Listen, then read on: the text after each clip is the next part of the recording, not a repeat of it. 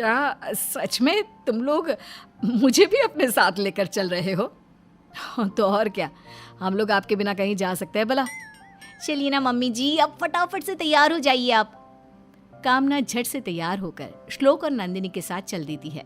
तीनों मार्केट के लिए निकल पड़ते हैं, जहां रास्ते में नंदिनी श्लोक का हाथ पकड़ते हुए चलती है।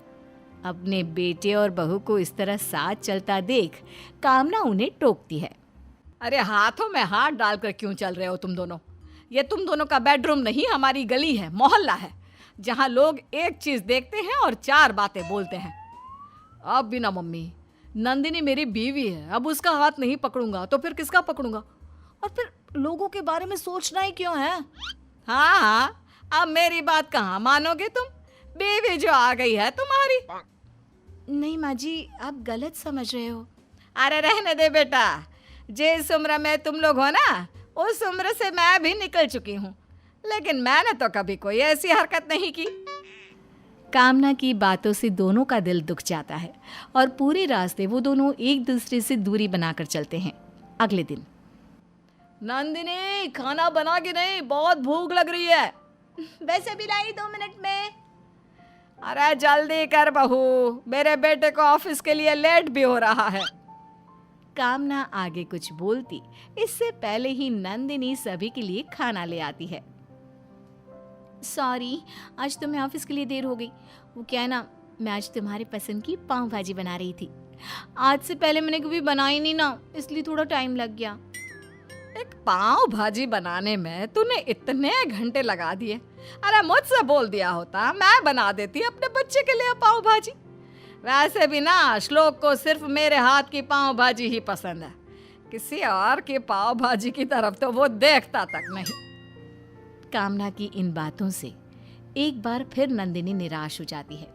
तभी नंदिनी को दुखी देख श्लोक कहता है, माँ अब ये क्या बोले जा रही हैं? नंदिनी प्लीज जल्दी से खाना दे दो, फिर मुझे ऑफिस के लिए भी तो निकलना है। नंदिनी श्लोक और अपनी सास के लिए खाना लगाती है। नंदिनी तुम्हारे हाथों में तो सचमुच जादू है, मैंने आज से पहले कभी इतनी स्वादिष्ट पाव भाजी नहीं खाई है ना माँ? माँ जी, आपने तो खाया ही नहीं, जल्दी से खाकर बताइए ना कैसी लगी आपको मेरी पाव भाजी। हाँ माँ, नंदिनी ने सच में बहुत टेस्टी पाव भाजी बनाई है, एक बार खाकर तो देखिए। नहीं बेटा, मुझे भूख नहीं लग रही, बाद में खा लूंगी मैं। क्या हुआ माँ, कोई बात है क्या?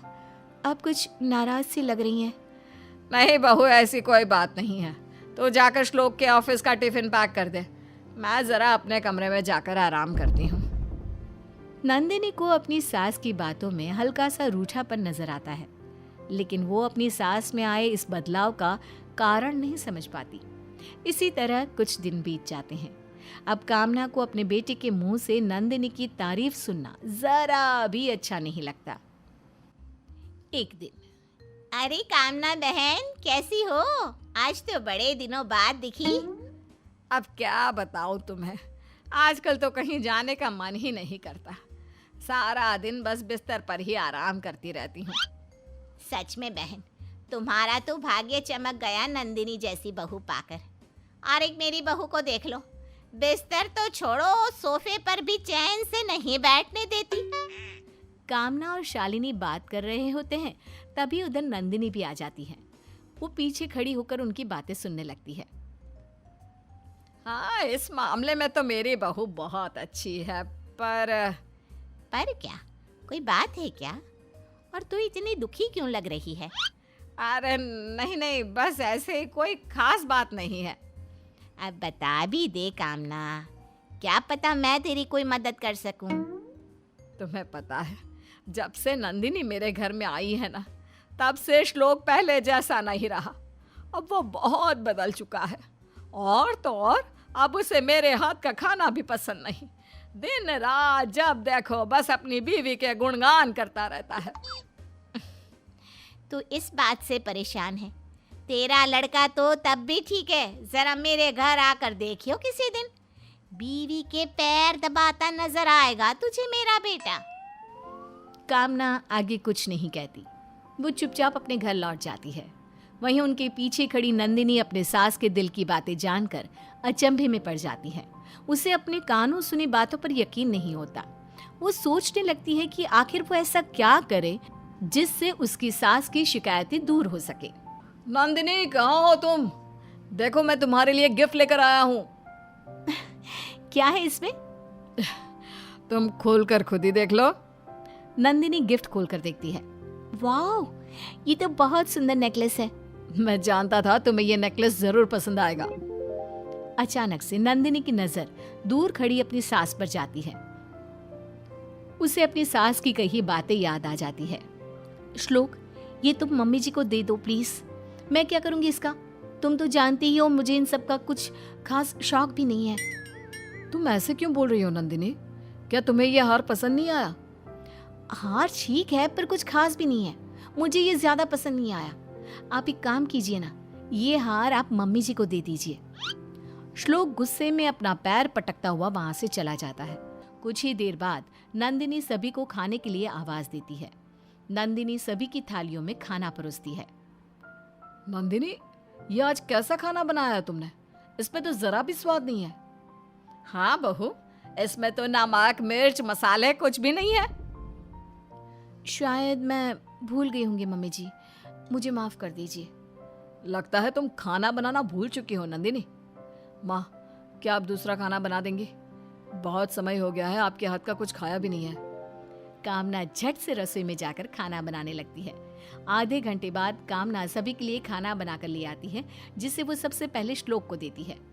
वाह माँ, आज कितने दिनों बाद आपके हाथों का खाना खाया है। आपके हाथों में आज भी वही स्वाद है जो पहले हुआ करता था। अपने बेटे के मुंह से इतने दिनों बाद तारीफ सुनकर कामना आज बेहद खुश होती है। नंदिनी भी ये सब देखकर मन ही मन बहुत खुश होती है। खुश भी क्यों ना हो, आखिरकार उसकी मेहनत रंग जो ला रही है। अगले दिन, माँ, आज भी प्लीज आप ही खाना बना दीजिए। कल के बाद तो नंदिनी के हाथ का खाना खाने का मन ही नहीं कर रहा। हाँ हाँ बेटा, क्यों नहीं, मैं अभी तेरे फेवरेट आलू के पराठे बनाकर लाती हूँ।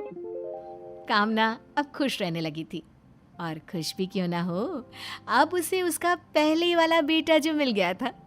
लेकिन जितना श्लोक अपने माँ के करीब आ रहा था, उतना ही वो नंदिनी से दूर होता चला जा रहा था।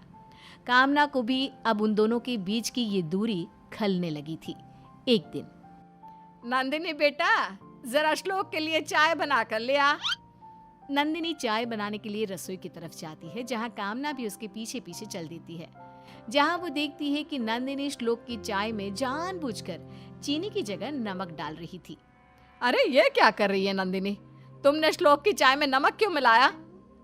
वो माँ जी, मेरा ध्यान नहीं था। क्यों झूठ बोल रही है बहू? मैंने देखा तूने जानबूझकर चाय में चीनी की जगह नमक डाला। अब बता, तू ऐसा क्यों कर रही है? माँ जी, मैं ये सब आपके लिए ही तो कर रही हूँ। आपको लगता है ना मेरे आने के बाद से श्लोक आपसे दूर हो गए हैं, तो बस मैं उन्हें फिर से पहले वाला श्लोक बनाना चाहती थी। अपनी बहू के मुंह से ये सब सुनकर कामना की आंखें भर आती है। तुझे ये सब किसने बताया पगली? उस दिन मैं जब मार्केट जा रही थी, तब मैंने आपकी सारी बातें सुन ली थी मम्मी जी। मतलब तू मेरे कारण अपना बसा बसाया घर तबाह करने चली थी? मुझे माफ कर दे बहू, मुझसे बहुत बड़ी